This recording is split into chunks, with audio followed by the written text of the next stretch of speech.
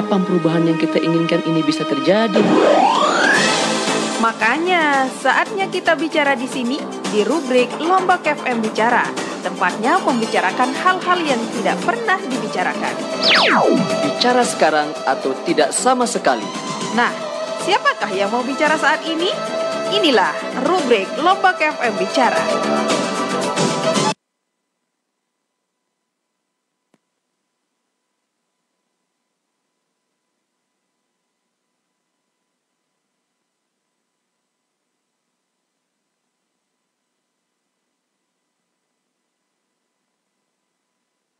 Pagi, sahabat PWT semuanya di mana saja berada. Pagi.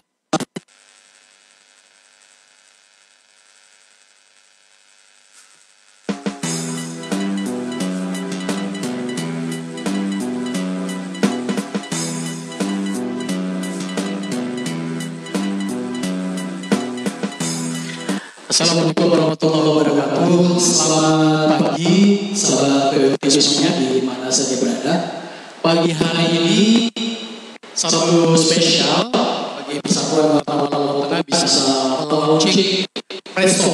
Ini adalah podcast garapannya PWRT bersama dengan Poltekpar Lombok dan The Balin Sultan Hotel, di mana pagi hari ini kita akan meluncurkan podcast ini. Podcast ini diperuntukkan untuk mengekspos tentang pembangunan Lombok Tengah, bagaimana solusi ke depan, lalu kemudian apa yang dilakukan pemerintah daerah dalam menjawab tantangan pembangunan yang terus bergerak seiring dengan perkembangan zaman.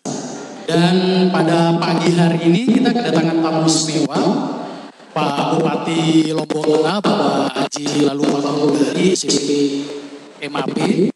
Beliau kita daulat untuk melaunching secara resmi PWLT Presto, PWLT Persatuan Wartawan Lombok Tengah. Ini adalah podcast pertama kita dan kita akan mengadakan podcast ini setiap minggu di hari Jumat dan spesial untuk hari ini di pagi hari ini. Lalu kemudian ada Pak Kadis Pariwisata, ada Pak Narusungkul, lalu kemudian dari Kominfo Pak Kadit Pemerintahan yang memang mengelola pemerintahan, lalu kemudian Pak Kadis Lingkungan Hidup dan Pak Sekdes Dinas Kesehatan. Kita sebelum nanti kita akan bicara lebih jauh dengan Pak Bupati, mungkin yang pertama dulu Pak Bupati kita akan melaunching secara resmi PWLT Presto pagi hari nanti sebelumnya sedikit. Kita akan ke belakang, sahabat PWLT. Izin Pak Bupati. Oke, silakan. Dan langsung Pak Kadis bisa mendampingi.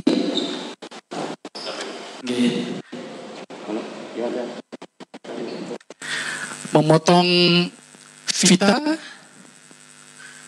lalu kemudian memencet play bumper PWLT Perstok. Mungkin Pak Bupati dengan kata-kata launchingnya. Assalamualaikum warahmatullahi wabarakatuh. Assalamualaikum. Keluarga besar masyarakat Kabupaten Lombok Tengah di 12 kecamatan, mulai dari Batu Kliang Utara, Bangkat, Bergerate, Prebar, Daya, Pucuk, Timur, Peraya, Tengah, Popang, Janopria,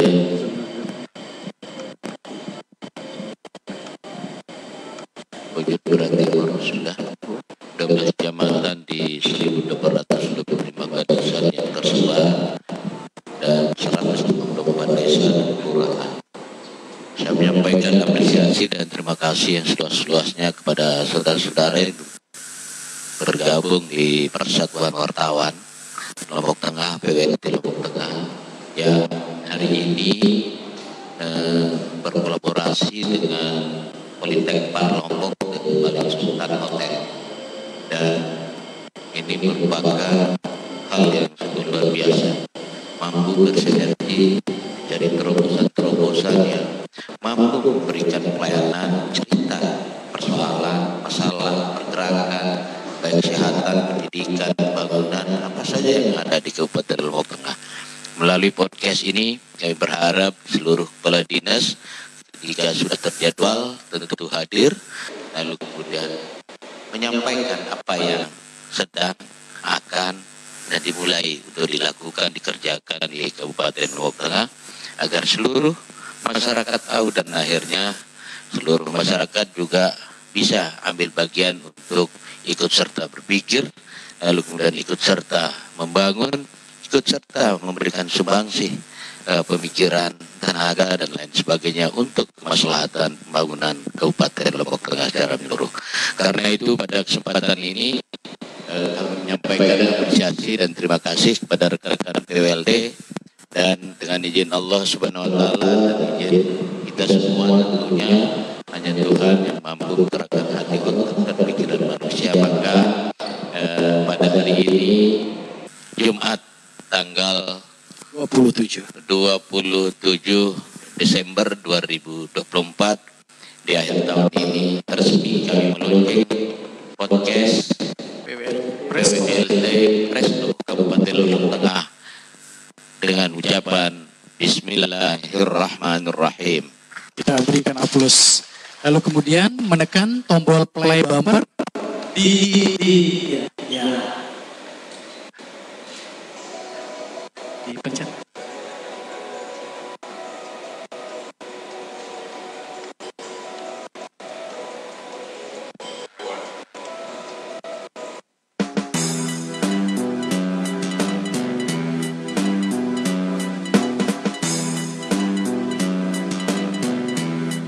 Baik, kita berikan tepuk aplaus untuk Pak Bupati. Silakan Pak Bupati kembali ke tempat podcast Pak Kadis.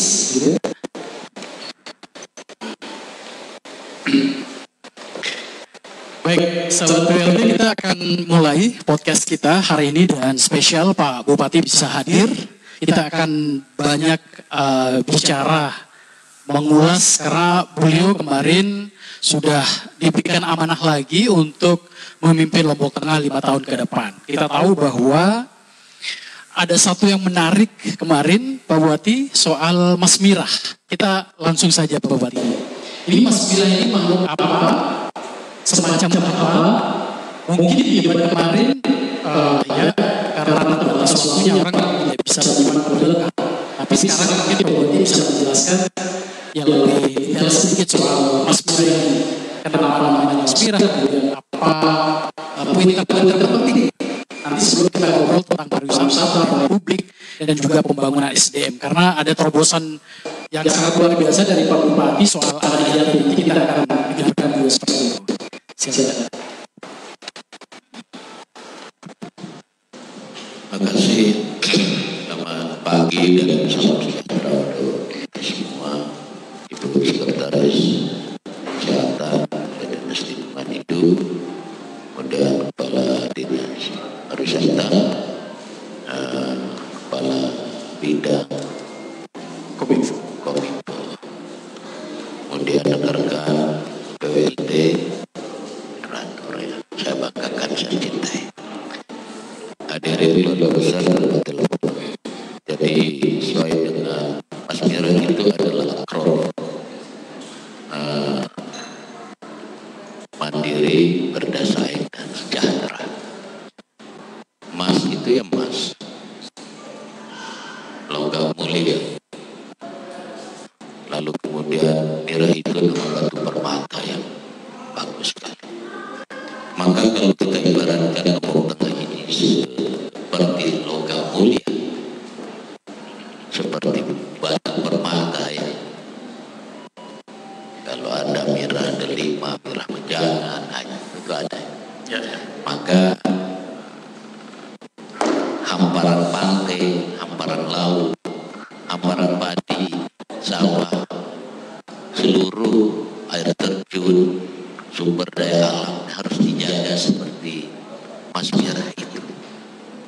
Betapa mulianya logam mulia yang namanya emas. Maka Mas Mirah diakronimkan oleh semua, rekan-rekan pelayan, ada masyarakat, dan merumuskan akronim ini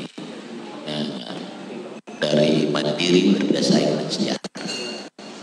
Di mana mandiri itu digambarkan kondisi daerah yang memenuhi keluhuran, mempunyai daerah sesuai dengan kewenangan otonomi kita.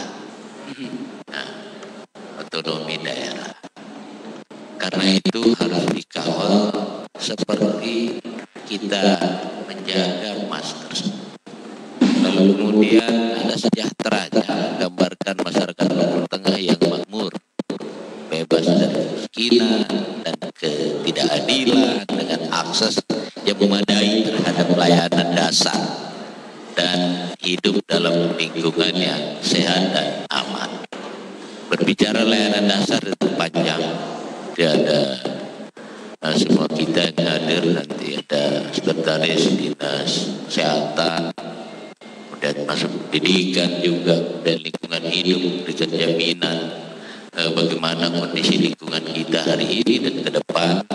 Dan tentu itu harus ketika kita mandiri, kemudian kita harus mampu juga bersaing, lalu kemudian kita harus menunjukkan dan mendapatkan yang namanya sejahtera itu, maka kemiskinan dan lain sebagainya menjadi perjuangan kita bersama. Setelah itu baru harmonis. Nah, dari semua kondisi yang ada, dari semua elemen-elemen yang ada, semua masyarakat hidup dalam kesejahteraan dan keseimbangan, maka ada harmonisasi. Dan elemen-elemen itu tentu juga tidak boleh kita yang namanya meninggalkan budaya-budaya lokal.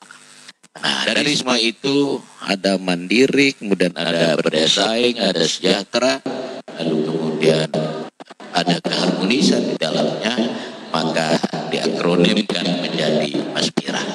Mas adalah logam mulia, Mirah adalah batu permata, maka Lombok Tengah ini kita ibaratkan seperti logam mulia dan batu permata yang menjadi kewajiban kita semua untuk kita jaga sebaik-baiknya dalam segala hal. Itu mungkin yang penting untuk disampaikan.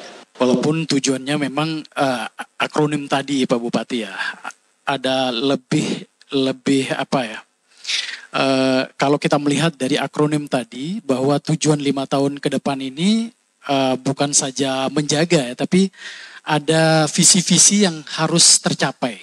Kalau kita lihat bahwa Lombok Tengah kita kenal dengan salah satu MASMIRAhnya yang harus dijaga adalah pariwisata. Ini yang kalau orang bilang ya ada Kute Bali, ada Kute Lombok gitu ya. Sama-sama kuta dan sama-sama jualannya pariwisata. Kira-kira ke depan apa 5 tahun ke depan atau sebelumnya ada evaluasi mungkin Pak Bupati soal pariwisata kita? Terima kasih. Ini semua terkaitan. Pariwisata sebagai penyumbang pendapatan tentu harus dijaga, dan ini seperti MASMIRA juga, emas, logam mulia, kemudian mirah batu yang bagus untuk dijaga, maka bukan saja dijaga, tapi bagaimana ketika menjaga lalu mendapatkan hasil yang sebanyak-banyaknya untuk kemaslahatan masyarakat. Maka ketika berbicara pariwisata tentu kita bicara pendapatan. Nah, pendapatan ketika ada wisata ini yang kurang lebih ada 87 kilo hamparan pantai yang begitu indah dan cantik, mulai dari Awang, lalu kemudian Geropok, kemudian Kuta Mandalika, lalu berikutnya ke Mawon, berikut ke Maui, berikut ke Sempiak dengan adanya Silung Blanak, lalu kemudian sampai Torokai Bele, maka ini harus dijaga dan dimanfaatkan sebaik-baiknya untuk kemaslahatan. Maka pariwisata hari ini tentu harus dan punya kewajiban kita semua untuk kita kembangkan. Namun berapa tahun terakhir ini kita Kabupaten Lombok Tengah meringankan kepada seluruh orang-orang beraktivitas untuk membangun wilayah-wilayah wisata itu infrastruktur pendukung mereka. Mohon maaf saja, banyak villa yang belum dikeluarkan izinnya. Tapi kami masih ingat pada prinsipnya ketika villa ini dibangun sesuai dengan rekom teknik PU dan itu boleh, maka bangun saya silakan. Nanti sambil berjalan izinnya. Ternyata memberikan keringanan kepada mereka itu hampir 237 villa ini belum setuntas izin-izinnya. Maka ini kita akan panggil semua ini pelaku-pelaku pendukung-pendukung infrastruktur pariwisata itu untuk menyelesaikan izin-izin tersebut. Ini hajatannya untuk apa? Kami berpikir ketika villa atau hotel ini didirikan lalu kemudian besinya sudah berdiri, pondasinya sudah ada, tidak mungkin para investor ini akan meninggalkan itu. Maka itu diberikan keringanan mereka. Dan ini kami punya tujuan ke depan tentu untuk mendapatkan pendapatan asli daerah yang bisa meneruskan perjalanan itu. Tapi bukan jadi persoalan baru kan Pak Bupati soal izin tadi. Mari kita berikan keringanan, silakan. Ada kami dilaporkan juga ada ini membangun, tapi yang penting rekomteknya udah oke, silakan. Nanti izinnya sambil jalan. Karena ingat, setiap nanti orang yang nginep di tempat itu, kalau dia bayar 1 juta, saya selalu bilang begitu. Tentu kita dapat 10%. Itu bagian dari roadmap pariwisata kita ke depan kah? Iya. Tapi ini kan track kita supaya mereka nyaman dan datang berinvestasi di Kabupaten Lombok Tengah. Itu cukup banyak. Nah, setelah ini berjalan, tentu menjadi kewajiban kita untuk menyelesaikan dan memanggil mereka untuk menyelesaikan izin-izin tersebut. Karena itu juga bagian dari pendapatan. Ya. Nah, kira-kira seperti itu. Apalagi pengusaha-pengusaha kecil ke bawah, menengah ke bawah. Ini juga harus menjadi perhatian kita semua. Maka kita berikan sedikit ruang untuk lebih nyaman berusaha di Kabupaten Lombok Tengah. Itu masih di selatan saja Pak Bupati. Di utara dan tengah gimana kondisi pariwisata? Karena kondisi di selatan itu alhamdulillah cukup terus bergerak akibat dari mungkin Tuhan menciptakan laut dan pantai kita cukup bagus. Nah, di utara ini seiring waktu juga seperti itu. Orang-orang sudah mulai ini udah mulai datang, mulai akan membangun di Kabupaten Lombok Tengah karena memang ada benang stokol, benang kelambu yang saya selalu bilang, menyampaikan bahwa airnya keluar dari pori-pori batu, bahkan kalau kita mandi 3 kali berturut dengan waktu yang berbeda kita bisa awet muda kan seperti itu. Maka ini menjadi sebuah story yang orang lain juga bisa datang ke Kabupaten Lombok Tengah dan akhirnya orang juga banyak datang untuk ingin, dan kami melihat bahwa pergerakan dari BPHTB cukup bagus. Ini artinya apa? Tentu ada orang yang berikhtiar, berusaha, berbicara tentang tanah ini nanti akan dibangun apa dan lain sebagainya. Itu dari BPHTB juga kita bisa mengambil referensi dan ternyata pendapatan asli daerah dari BPHTB itu sudah lebih 100%. Artinya ini cukup menjadi referensi kita juga berpikir tentang bagaimana Lombok Tengah ini nanti ke depan. Katanya Pak Bupati, pariwisata kita nggak ada semacam roadmap yang jelas. Kalau setahu saya di provinsi mungkin ada ya rencana pariwisata yang kalau nggak salah di zaman TGB. Nah, Lombok Tengah belum ada, termasuk juga penguatan di struktur kelembagaan misalnya. Dinas pariwisata yang sering disorot, kecil anggarannya tapi maunya besar gitu.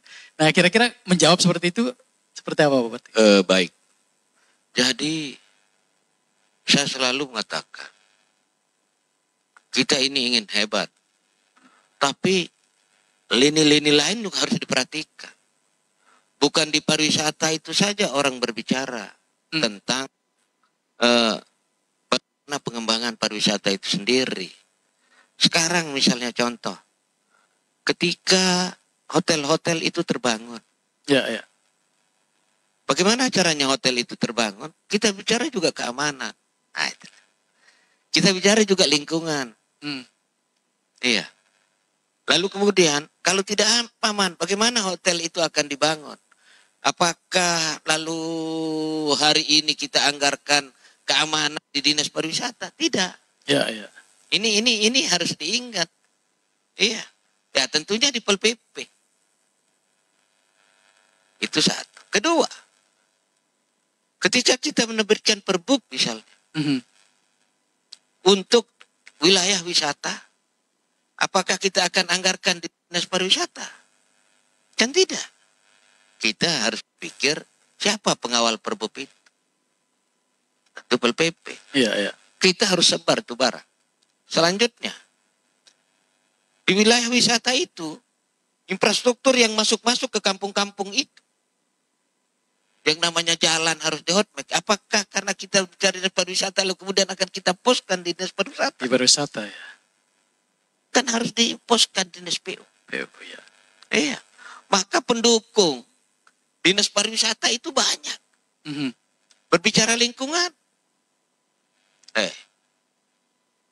Masyarakat yang datang di wilayah itu kalau dia sakit. Apakah anggaran kesehatan itu akan ditempatkan di dinas pariwisata? Tidak. Ada posnya Tapi harus lagi. di dinas kesehatan atau puskesmas harus sudah memadai. Ya. Harus lantai 2 dan lain sebagainya. Maka sering sekali orang mengatakan dinas pariwisata ini kecil. Tapi justru paling besar. Kalau melihat dari pos-pos tadi. Iya, karena pendukung ada di mana-mana. Dan itu kita tidak bisa sebagai pemerintah itu mengatakan seperti itu. Dan orang mungkin kalau leading sektornya pariwisata ya bisa sah-sah saja ngomong gitu. Tapi kita berbicara banyak hal dalam pariwisata itu. Karena pendukungnya banyak. Seperti itu. Kalau kita berpikir sekarang misalnya Bali. Itu PHD-nya triliunan, bos. Tapi kan pariwisatanya juga tidak bertriliunan anggarannya di sana. Iya, iya. Tapi infrastruktur pendukungnya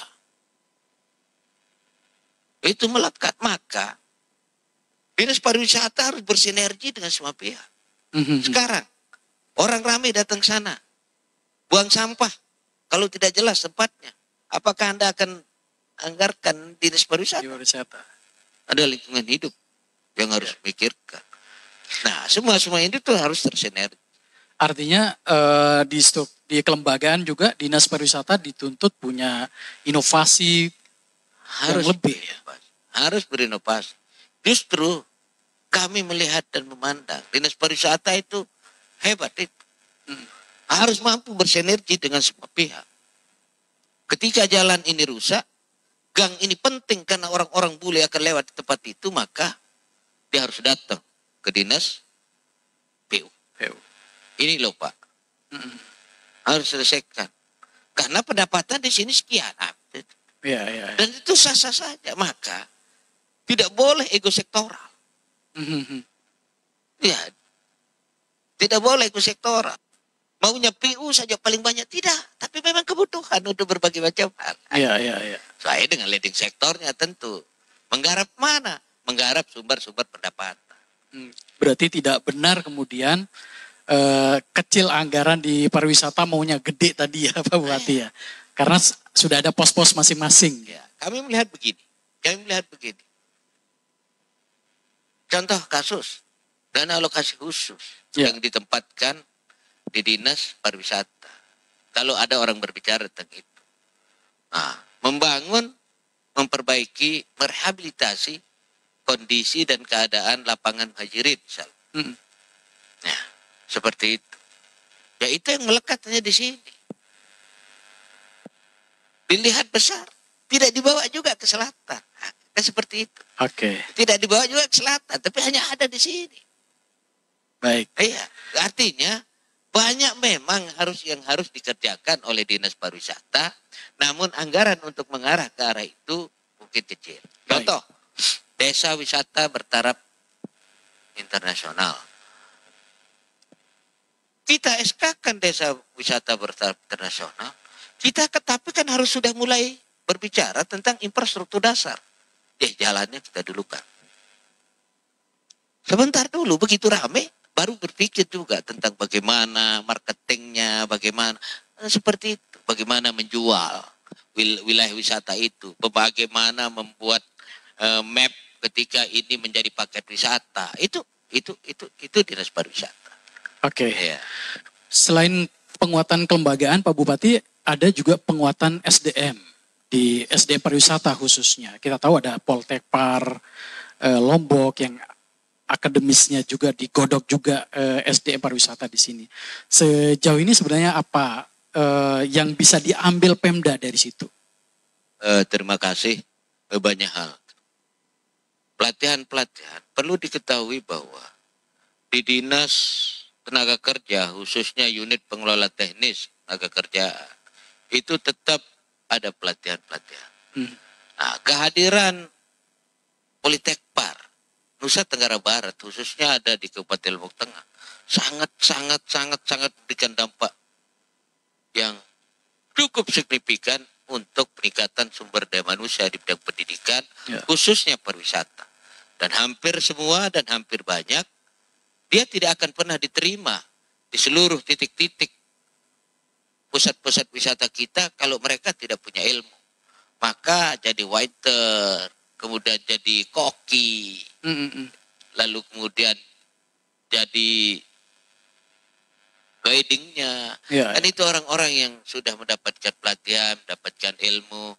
Nah, itu jangan kita pernah lupakan bahwa perintah ambil bagian yang amat besar dalam membangun sumber daya manusia di bidang pariwisata. Lebih-lebih kehadiran Politeknik Pariwisata Nusa Tenggara Barat di Kabupaten Lombok Tengah.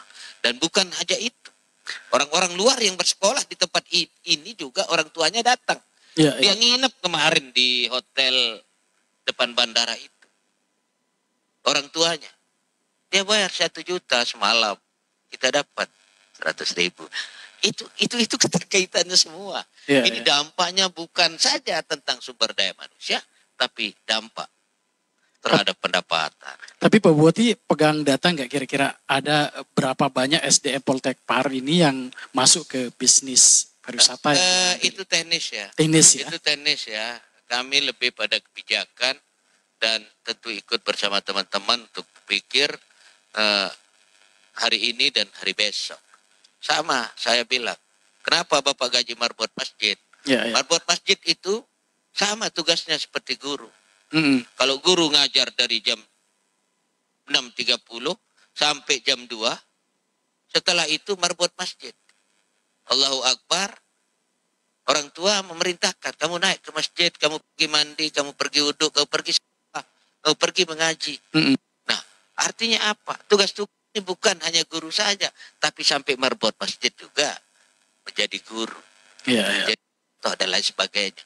Maka tugas-tugas peningkatan sumber daya manusia, tugas-tugas peningkatan sumber daya manusia bidang kesehatan, bukan saja tugas yang melekat pada perintah itu sendiri, tapi semua stakeholder. Nah, tentunya yang ada. Nah, terkait dengan nominal jumlah. Tentu ini secara teknis. Ya, teknis. Nanti mungkin di sesi selanjutnya ya Pak Bupati. Iya, baik. Pak Bupati, ini yang paling sering disebut dunia menjadi emas mirahnya Lombok Tengah seperti yang disampaikan Pak Bupati adalah Mandalika. What's next Mandalika ke depan? Pertama, mudahan Tuhan memberikan umur panjang. Karena memang Mandalika ini harus dipikirkan lebih jauh. Harus dipikirkan. Tidak cukup kita mengandalkan pusat. Dan tidak boleh kita berpikir ini adalah leadingnya provinsi. Justru yang ambil bagian lebih banyak adalah Lombok Tengah. Kenapa kami punya niat dan nawa itu untuk membangun jalur 2 dari Jelojo sampai Praia? Iya. Itu akan dibangun. Ini karena Mandalika. Itu yang saya pikirkan. Kenapa? Karena kan tidak selamanya Dorna. Ketika Dorna ada kegiatan, maka kita ada pendapatan. Nah, ke depan Mandalika akan seperti apa? Minimal masyarakat Lombok Tengah, kita semua harus sudah mulai berpikir. Apa korelasinya antara buka jalur 2 dari Jelojo sampai Praia? Itu untuk menghadang keluarga kita dari Bima, Kota Bima, Dompu, Sumba Besar, Sumba Barat.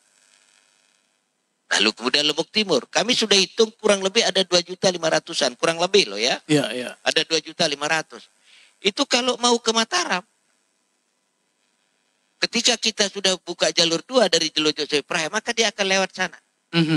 Untuk apa? Untuk lebih dekat datang ke Mandalika, untuk lebih dekat datang ke Zamliabil, untuk lebih dekat menuju Lembar.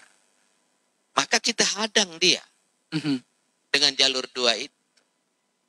Hajatannya apa? Kita sudah berbicara tentang desa penyangga kek, maka hari ini kita harus mulai berpikir lebih jauh tentang kabupaten penyangga kawasan ekonomi khusus. Kalau dia masyarakat datang banyak ke sana, maka tentu ada pendapatan, ada yang bergerak ekonomi ini. Pedagang asongan, pedagang bakulan, pedagang apa yang ada, tentu akan berdampak semua itu. Berarti bukan Mandalika ada semacam kooptasi bahwa Mandalika itu milik pusat. Pemda nggak punya hak di situ. Gimana menjawab itu, Pak Bupati? Maka itu tadi harus kita mempunyai niat, harus punya rasa sense belonging, rasa memiliki yang harus kita tanamkan kepada generasi berikutnya. Agar apa? Ke depan orang tidak berpikir tentang Mandalika adalah miliknya pusat. Yuk, sekarang coba bayangkan.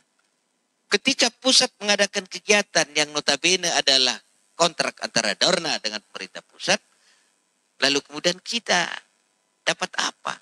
Justru orang Lombok Tengah yang paling banyak dapat. Iya, Lombok Barat, Kota Mataram, orang datang nginepnya di sana. Berikut dari retribusi pajak hiburan.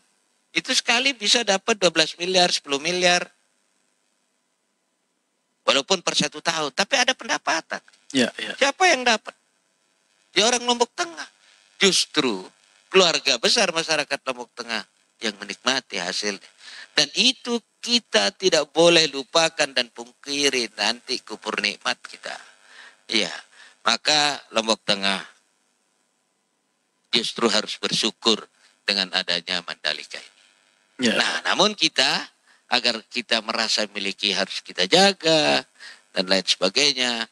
Udah berpikir tentang kabupaten penyangga kawasan ekonomi khusus yang tadi itu, agar ke depan nanti orang akan semakin ramai datang ke Kabupaten Lombok Tengah. Oke.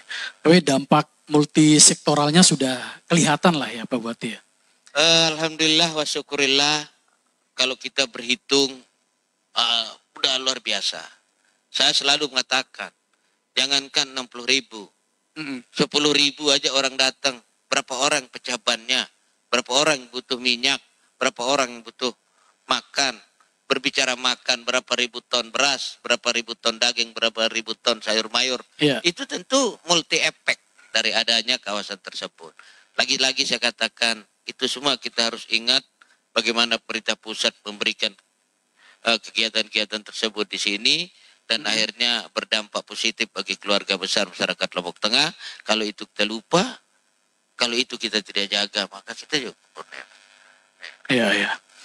Pak Bupati, kita tadi udah banyak ngobrol tentang pariwisata, walaupun secara secara gambaran garis besar lah. Nah, kami lihat juga di visi misi Pak Bupati di Mas Mira itu penekanannya juga tentang pelayanan publik. Nah, kita coba beranjak ke soal pelayanan publik. Terutama kita tekankan lagi di sektor kesehatan. Nah, gimana kondisinya? Apalagi ada kasus terbaru juga gitu.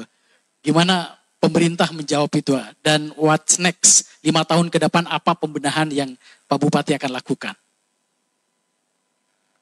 Terima kasih. Jadi pekerjaan ke depan dan hari ini terhadap bagaimana kita menyelesaikan persoalan stunting.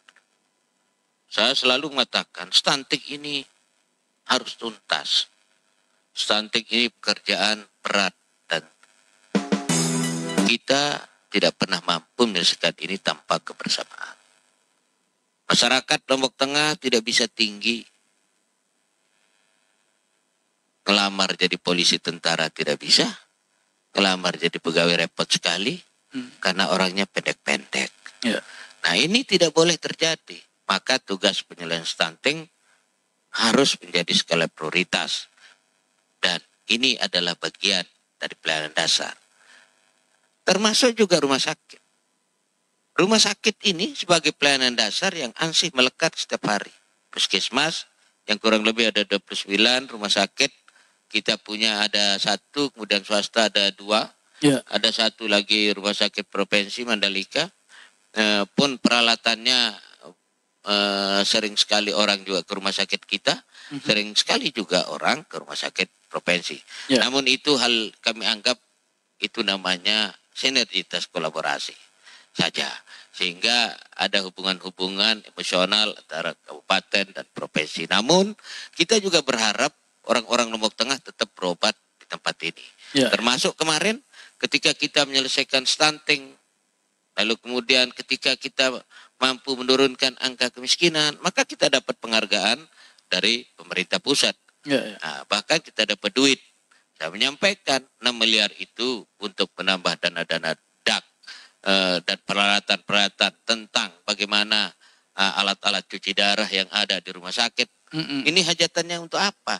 Agar masyarakat Lombok Tengah tidak berobat lagi ke provinsi untuk mengurangi ongkos-kos dan lain sebagainya.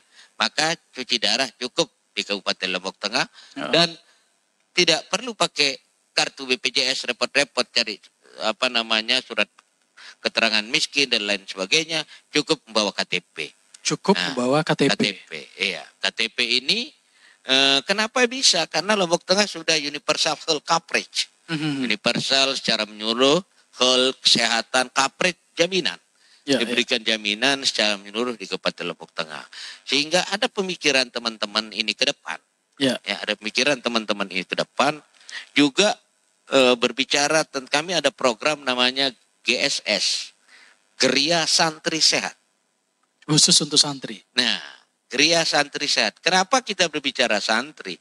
Karena kami melihat orang-orang mondok di pondok-pondok pesantren di Kabupaten Lombok Tengah yang begitu luas ini rata-rata menengah ke bawah. Ya.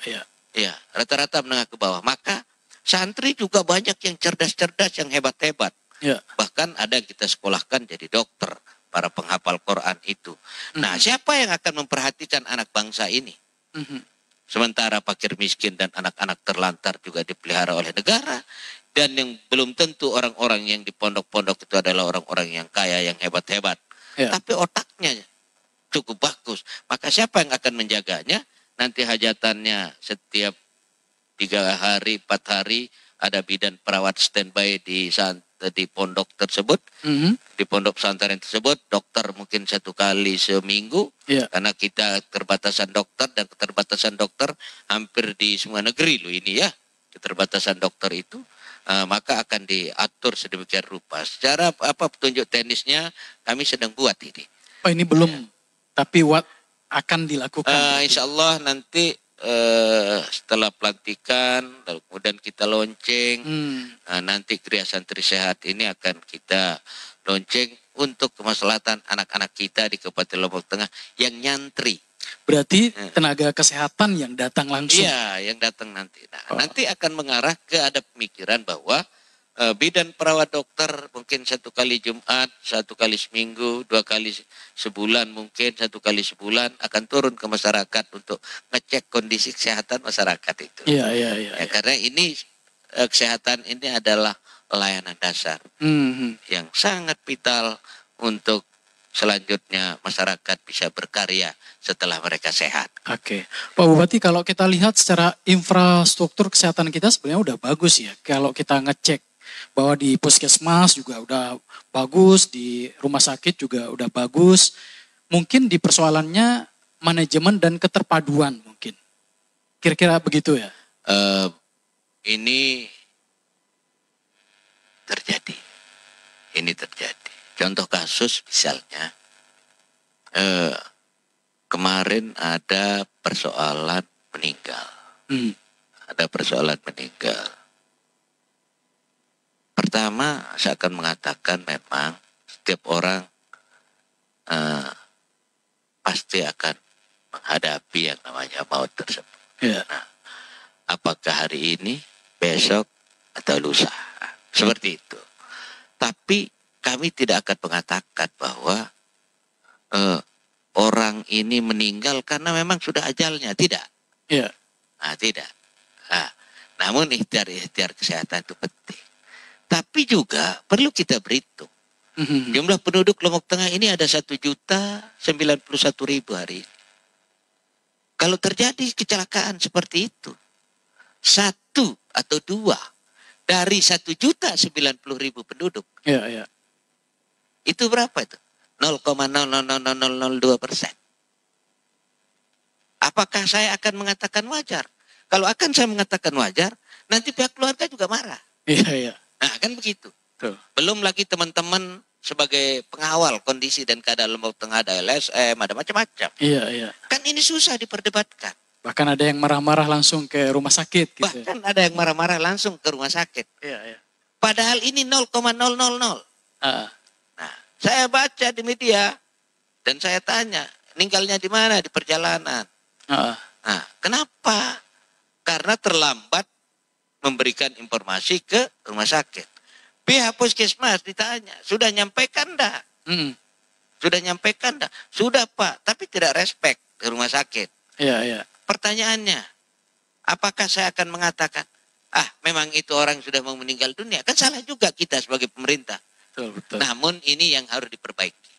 Maka ada sistem dan pola yang sedang kami benahi di rumah sakit itu agar linear antara puskesmas yang satu dengan rumah sakit, puskesmas yang lainnya dengan rumah sakit bisa terpadu. Sehingga dalam menjalankan tugas-tugas nanti ke depan, tentu ini akan lebih maksimal untuk melayani masyarakat. Maka di samping itu ada hospitality. Sering saya katakan, sudah. Kalau kita kalah hari ini dengan Indomaret Alfamart, itu siapa yang akan berbenah? Selamat datang Pak, ada yang perlu saya bantu katanya di Indomaret Alfamart. Selamat kembali lagi, semoga balik lagi apa katanya di Indomaret Alfamart. Iya. Masa kita kalah memberi, kira-kira seperti itu. Maka kita bukan hari ini saja. Dari dulu kita berbenah. Dari dulu udah berbenah. Tapi ketika ada orang meninggal begitu kan tidak baik kalau saya mengatakan memang sudah meninggal. Kan tidak ada benar itu. Iya. Saya tempatnya yang tidak benar. Tapi maksud saya meninggalnya sudah pasti. Mau apapun yang terjadi pasti juga akan meninggal. Namun kondisi-kondisi menjadi pembicara masyarakat itu harus dibenahi. Terus harus dibenahi dan tidak akan pernah selesai untuk kita berbicara layanan dasar kesehatan tersebut. Tapi paling tidak menjadi warning ya bagi Pak Bupati sendiri, pemerintah ya. Iya. Saya dengar juga langsung mengadakan rapat untuk membahas soal ini. Iya. Tidak boleh tidak direspek. Dan bukan respek itu sekedar kita kumpul-kumpul, tidak. Maka mohon maaf kalau agak kasar ya, saya tidak pernah membahas. Saya memerintahkan. Iya. Kami mohon sinergitas dinas kesehatan, rumah sakit agar terpadu sistem pelayanan rujukan dari puskesmas yang satu ke puskesmas yang lainnya, lalu kemudian puskesmas lainnya kepada rumah sakit. Ini harus betul-betul tersinergi karena PKM itu ada di dinas kesehatan. Iya, maka harus terpadu. Ini mudah-mudahan mungkin minggu ini sudah selesai.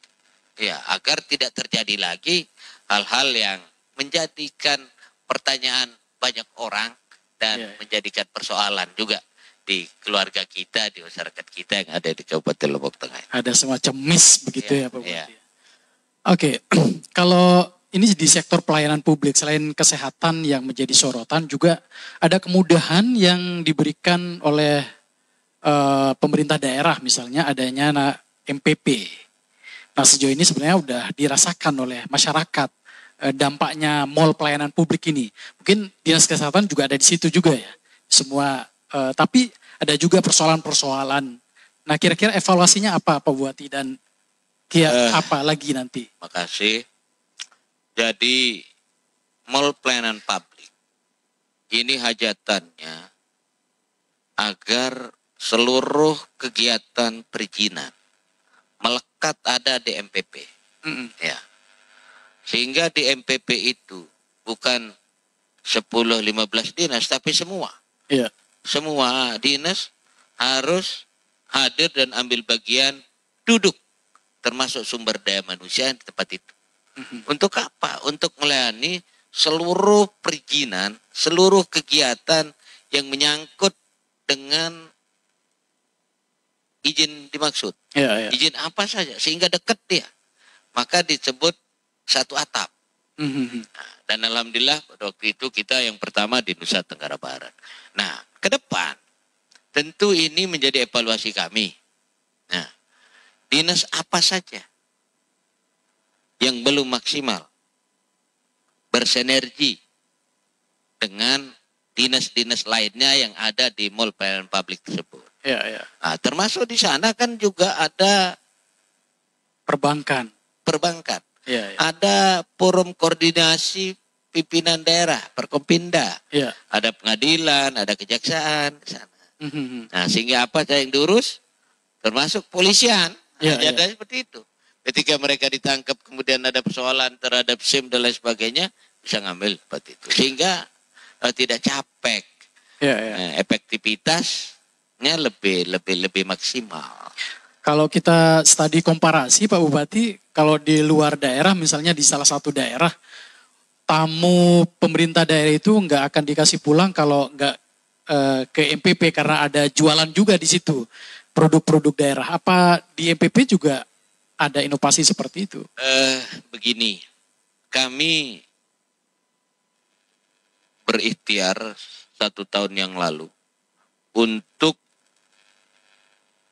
melombakan seluruh SKPD tentang inovasi. Ya. Bahkan hadiahnya umroh ya. Inovasi. Bagaimana dinas-dinas ini mampu berinovasi. 2 dalam 1 tahun. 2 dalam 1 tahun itu kita lombakan. Karena inovasi ini ada lembaganya. Badan Riset Inovasi. Ya, kan ada BRIN ya. Ya, kemudian di dalam kalau dulu Bapeda sekarang namanya Baprida. Ya. Di Baprida itu ada kegiatan inovasi. Ya. Maka kita lombakan itu. Agar apa? Agar dinas-dinas ini mampu berinovasi untuk apa? Untuk memberikan pelayanan yang terbaik. Nah, tentu hari ini juga kami berharap terus inovasi itu dilakukan. Nanti ke depan mall pelayanan publik ini bukan saja memberikan layanan kepada bagaimana persoalan perizinan, tapi ketika dia selesai membuat izin atau sebelumnya memberikan layanan para pengunjung di sana mungkin jual kopi, lalu kemudian jual apa sehingga mereka tidak capek sesuai dengan namanya. Produk daerah ya. Produk daerah mungkin disajikan di sana, ditontonkan, dipertunjukkan kepada orang-orang yang datang.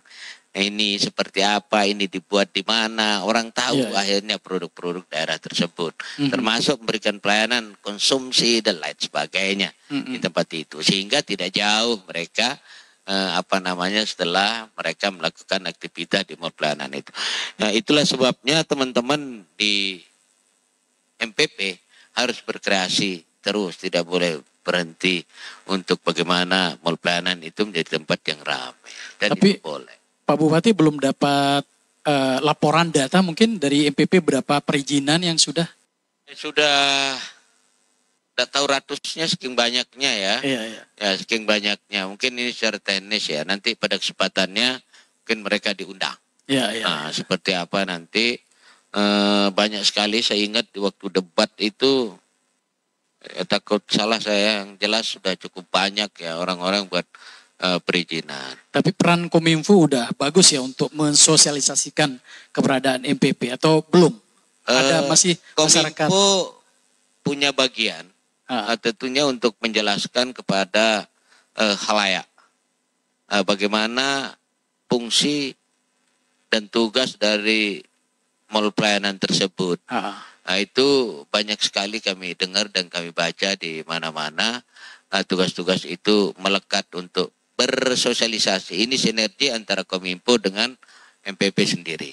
Nah, tentu saya sebagai pelayan ada menyampaikan apresiasi dan terima kasih kepada Kominfo yang bukan saja hari ini berbicara tentang bagaimana mall pelayanan itu sendiri, tapi hampir kegiatan-kegiatan banyak dinas terus diekspos, disampaikan kepada masyarakat. Sama dengan hari ini, kita hadir PWLT Press Talk ini tentu memberikan dampak yang cukup positif untuk masyarakat. Maka bukan saja tugas Kominfo, tapi tugas rekan-rekan media juga untuk hal-hal yang disampaikan kepada masyarakat amatlah penting dan penting untuk disinergikan dan dikolaborasikan, termasuk juga dengan rekan-rekan wartawan yang ada di Kabupaten Lombok Tengah yang begitu kurang lebih ada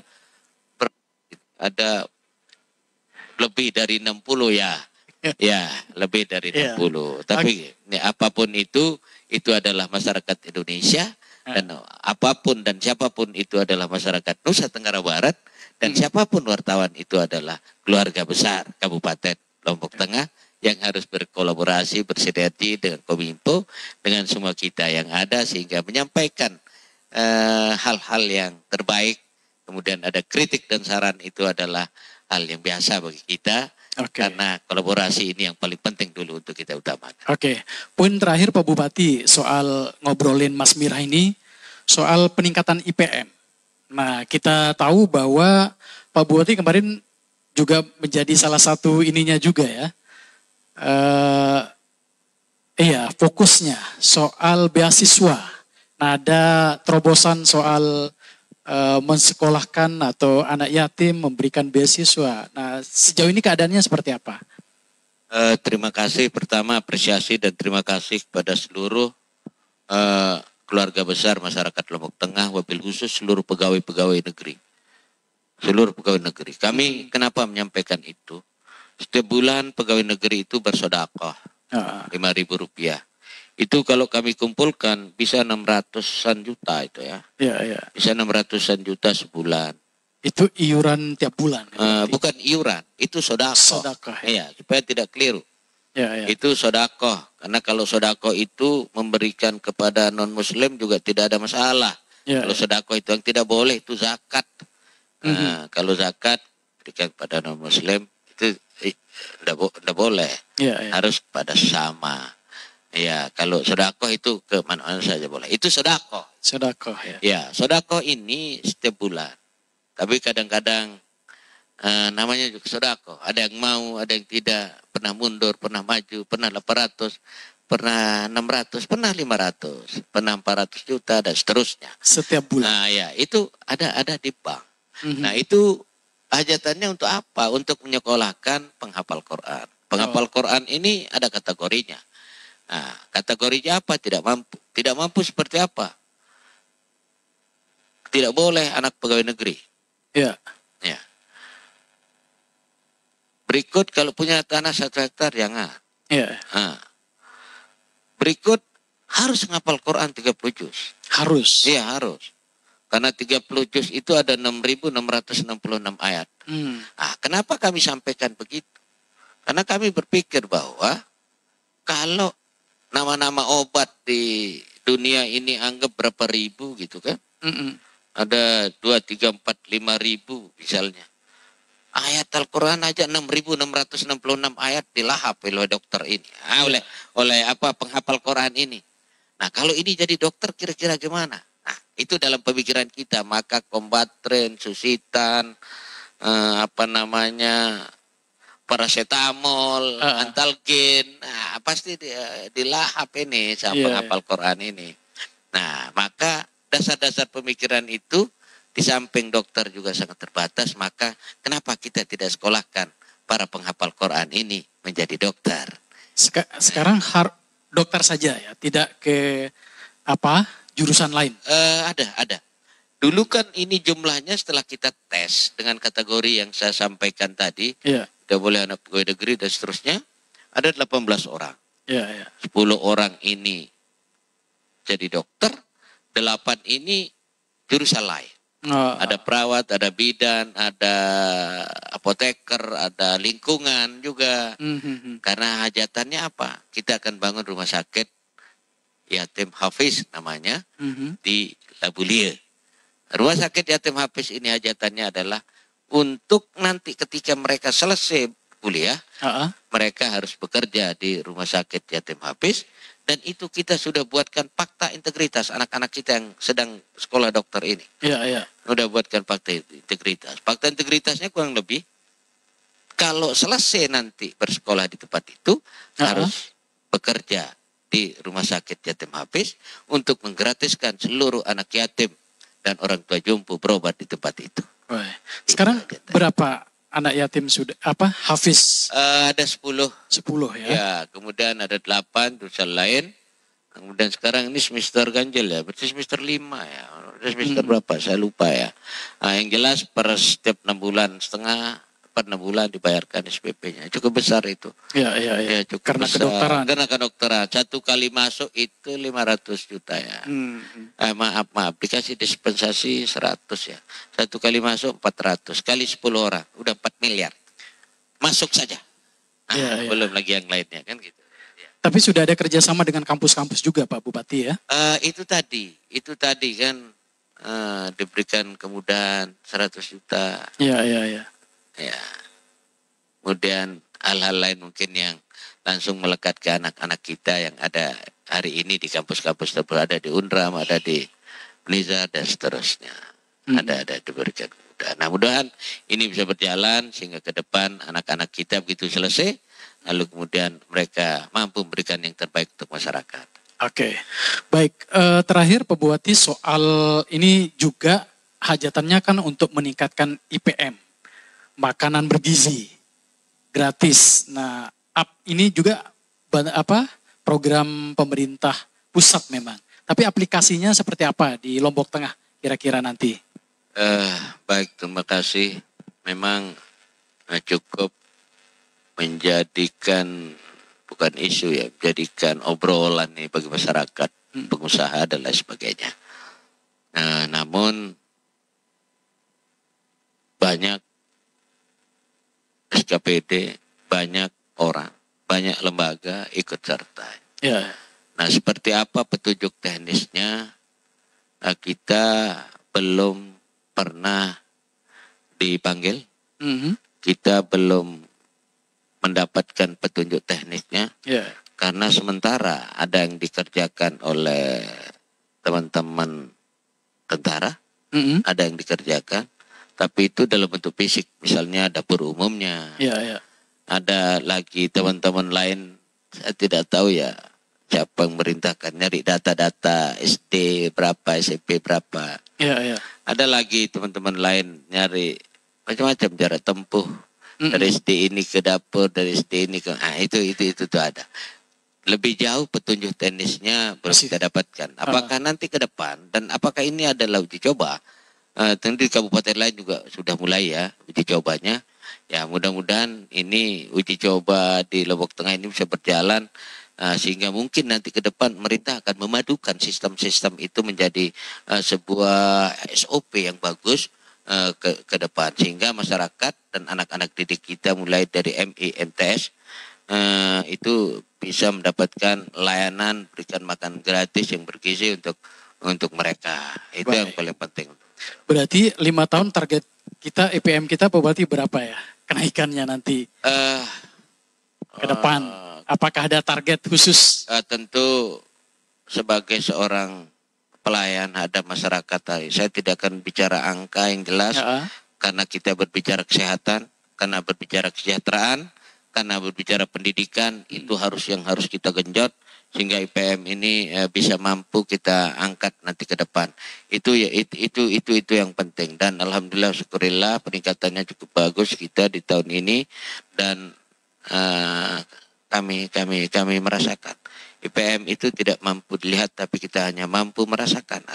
Nah, merasakannya dari mana? Misalnya bicara kesehatan, Masyarakat sudah agak gampang berobat, cukup pakai KTP yang 1.090.000 ini. Lalu kemudian pendidikan seperti saya bilang tadi, dapat penghargaan dari Presiden, pemerintah, dapat juga duit, ada 6 miliar ke sana, 20 miliar ini untuk bangun SD, infrastruktur pendukung. Agar apa?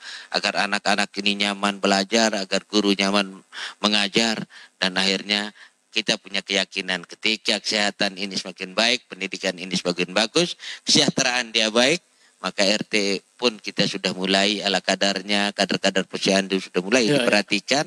Kita berbicara tentang kesejahteraan, maka pendidikan, kesehatan, kesejahteraan, kalau ini sudah jalan, kita punya keyakinan indeks pembangunan kita nanti akan semakin baik. Yang jelas, adik juga punya tugas yang sama untuk menyampaikan semua itu. Kominfo bersosialisasi untuk menyampaikan semua itu, kesehatan, pendidikan, dan lain sebagainya.